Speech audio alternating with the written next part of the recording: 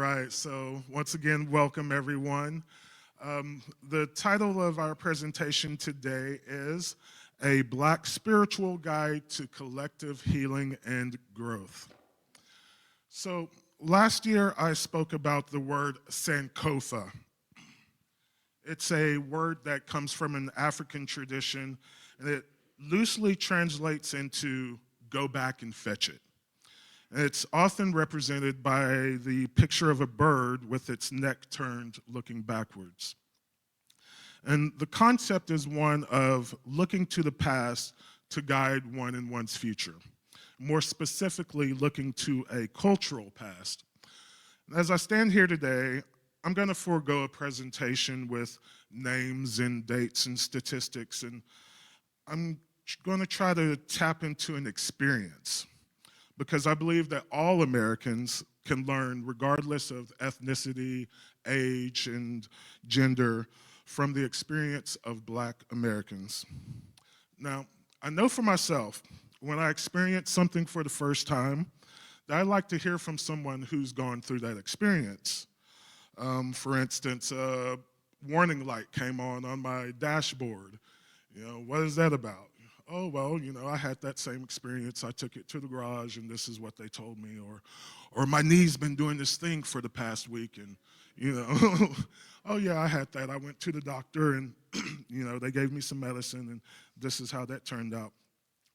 More recently, I'd had a garbage disposal installed, and that started making problems with our dishwasher, because apparently those are connected. I didn't know that, but I was able to tell someone what was going on, and he was able to tell me exactly how to fix it. So with that in mind, I think about what it must have been like for enslaved people living their lives in captivity, subject to the will of human traffickers, with no way to resist or even to protest their conditions. Now, I want to be intentional with my language. Last year, I spoke about a Black professor and how I was affected when I heard him say, Black people were not slaves, they were prisoners of war. That shifted my mindset and self-identity tremendously. So I won't call them slaves, I will call them enslaved people. What we call slavery today, we've come to know as human trafficking. And they weren't slave owners or masters, they were human traffickers. What I would like to speak to today is the idea of what do you do when you can't express yourself for fear of repercussion? How did enslaved people navigate that? How did they sustain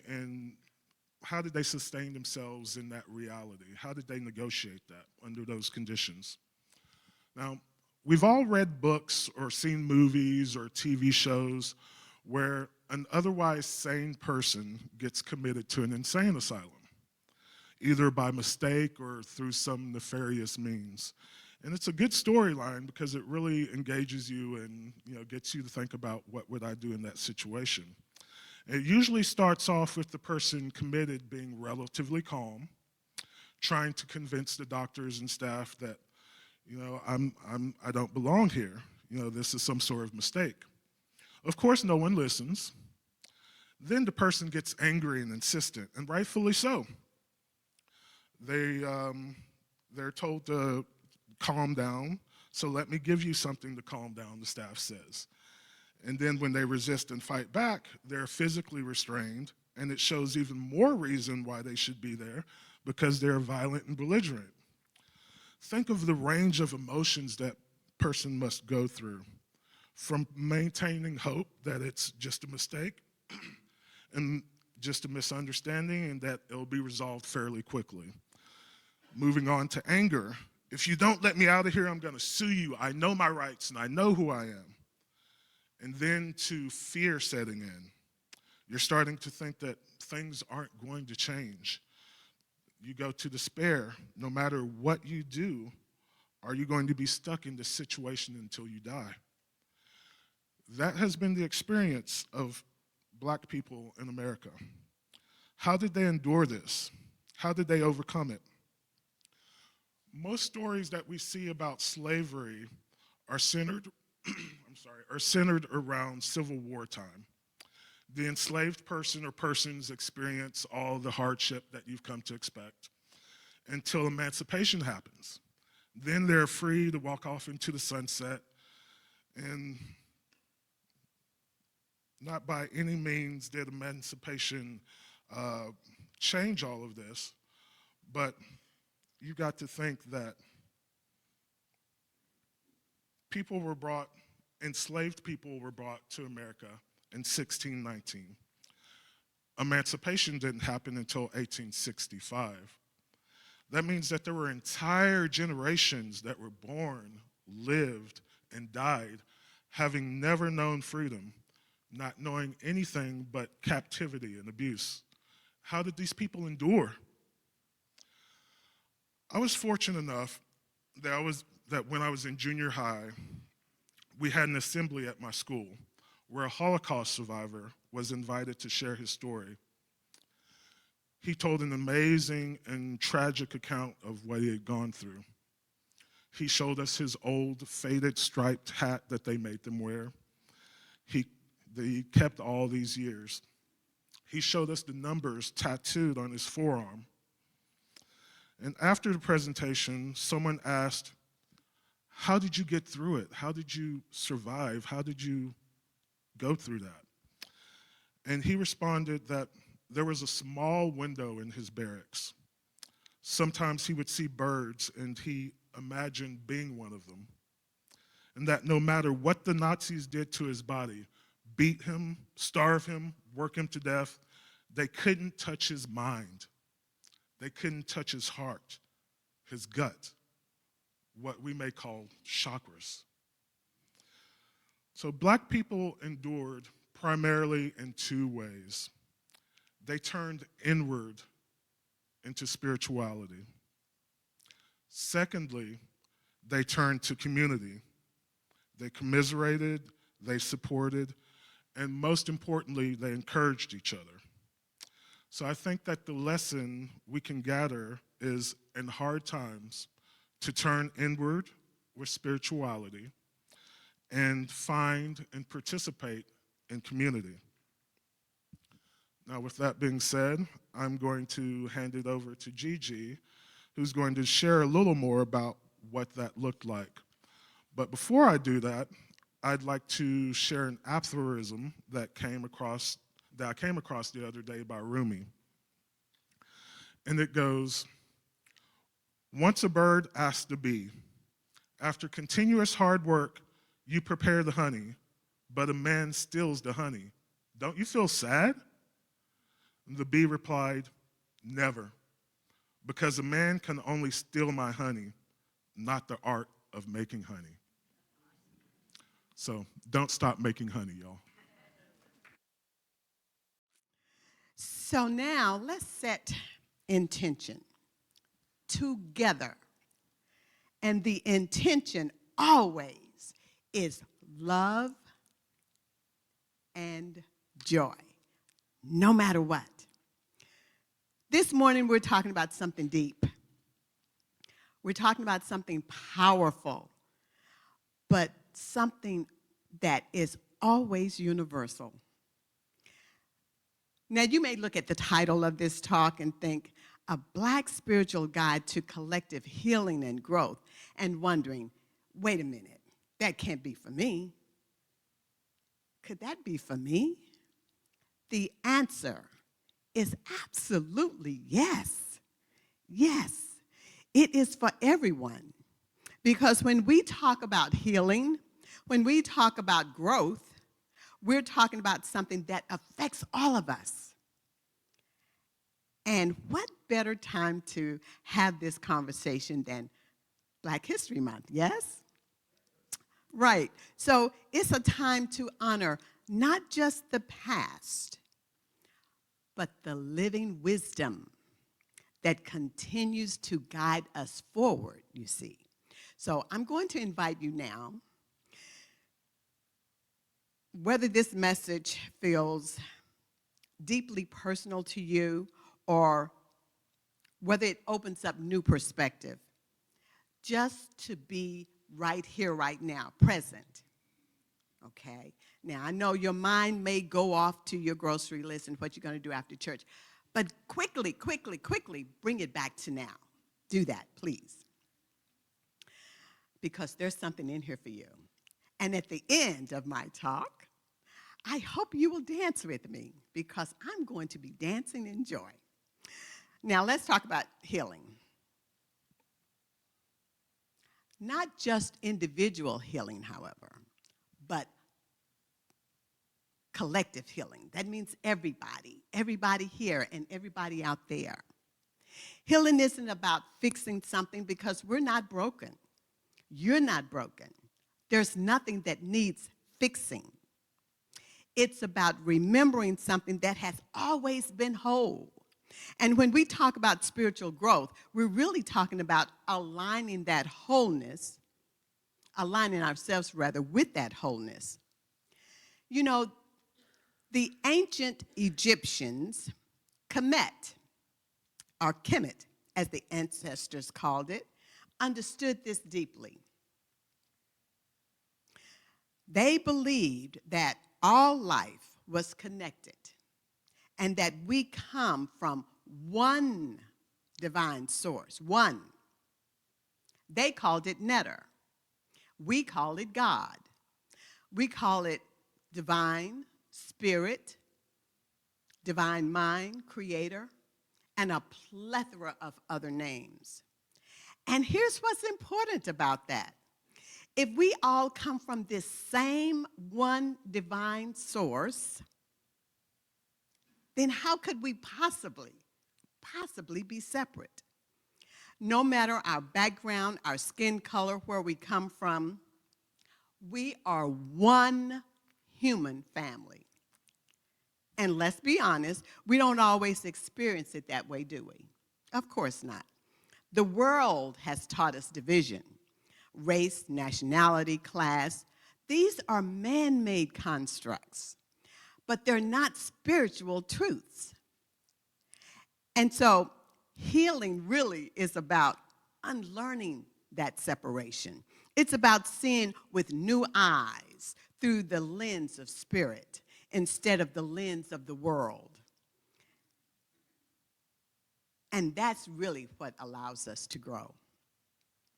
Now, I want to invite you into this short meditation. Nothing complicated, just a moment to breathe, to reflect, and to connect. So I'm going to invite you to lower your gaze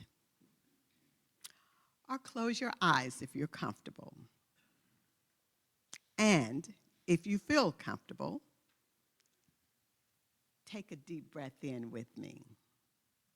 Big inhale through your nose. And blow it out with a sigh. Ah. Let's do that again. Big inhale through your nose. And sigh it out. Ah. Shoulders down. Let's do that one last time. Big inhale. And release it. Ah. Place your right hand over your heart and extend your left hand palms up and open. With your right hand, feel that rhythm, that steady, sacred beat. This heartbeat is not just ours. It's part of the great rhythm of life. It's the same exact rhythm that beats in every human across the globe, across generations. Keep your eyes closed, and now lower your hands. Now, breathe in this affirmation. I am part of something greater. Just breathe that knowing in. And breathe out this knowing. I release the illusion of separation. Now I want you to picture a beautiful golden light right at the center of your chest. This is the divine spark within you. It is your light, but it is also our light. And see this light expanding out into this room, out into the city, out into the state, the country, the entire world.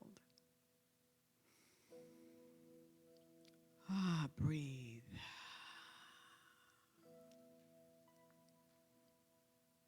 Breathe. Breathe.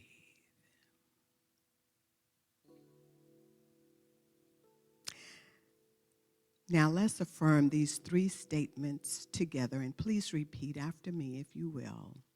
I am whole. We are whole. And finally, we heal and grow together. Now take one more deep breath in and gently open your eyes.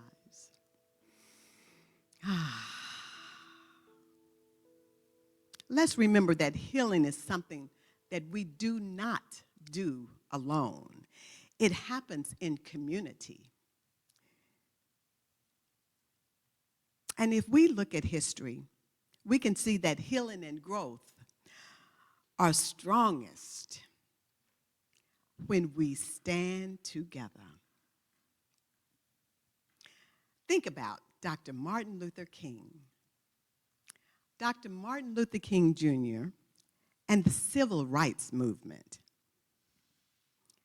And think about him and all of the other black leaders. They fought for justice, but guess what? They didn't fight alone. There were people of all backgrounds that stood up because they understood that injustice anywhere is a threat to what? Injustice everywhere. Let's take Viola Liuzzo and James Reed, 2 white allies who gave their lives for the movement. They showed up because they knew that healing racial injustice was about all of us. And here's the truth. We're always a choice.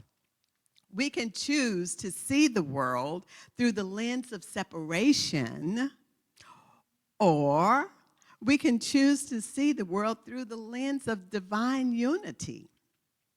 Now I want to talk about something just as important as healing, and that's joy. Joy, joy, joy, joy, down in my heart. Okay, because this is real.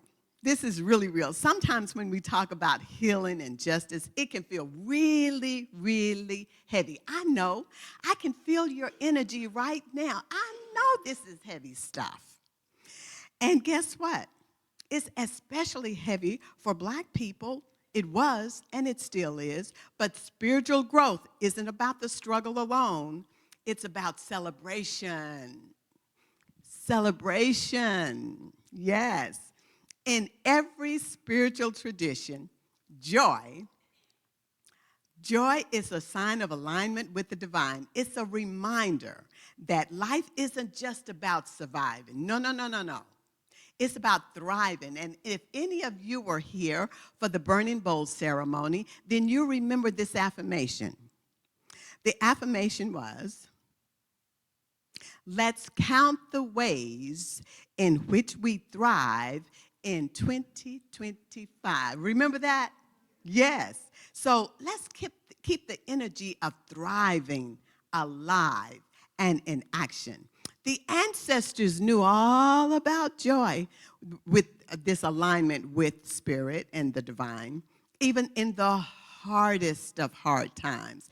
They danced, they sang, they even laughed. Yes. It's part of human nature to have all of these emotions, and we can always find a place and a space to do all 3. Yes. So now, because joy is an act of faith, it's a declaration that no matter what we've been through, The light within us cannot ever be distinguished. So as we reflect on healing and growth, let's always celebrate. Let's embrace joy as a sacred practice. By the way, some of you know this already.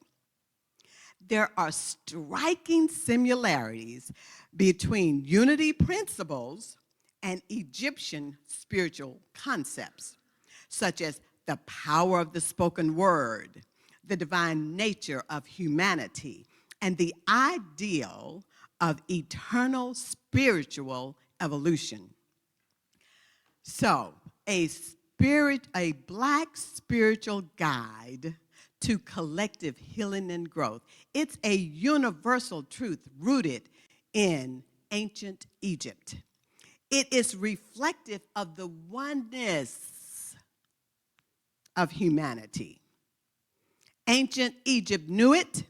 Unity teaches it. Therefore, we can live it. So let's get ready for this joy song. As I close, there's a slide that's coming up. Let's just invite these truths into our experience of life together. I am one, say it with me, I am one with all life, one with all people, one with God. I release any semblance of division and embrace divine oneness. Finally, I walk in truth, love, unity, and harmony with the allness of God. Before we enjoy this beautiful old gospel song sung by the, the Georgia Mass Choir, I'm laughing because I truly am going to dance, and I hope you guys will dance down the aisles, okay? And it's directed by Kirk Franklin. Matt is going to guide us into the offertory so that after he does that, then we can come down and, oh no, the ushers are going to pass the baskets, right? Is that what's going to happen? I don't know what's going to happen. But anyway, we're going to have an opportunity to give to the church as soon as Matt comes up and leads us into that. I want to just say this, though. The song embodies spirit, joy, and celebration because healing is powerful. It's powerful. Growth is essential. And joy, oh my God. Joy is sacred, y'all. It is sacred. Let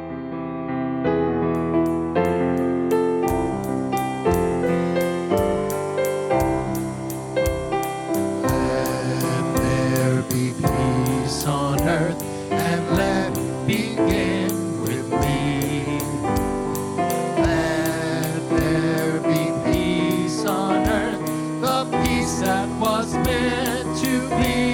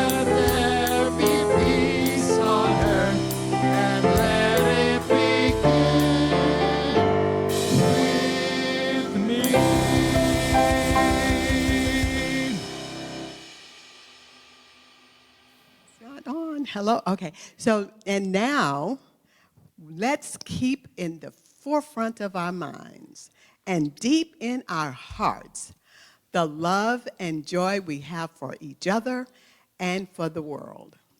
Let's remember our prayer for protection. The light of God surrounds us. The love of God enfolds us. The power of God protects us. The presence of God watches over us. And together, wherever we are, God is and all is well.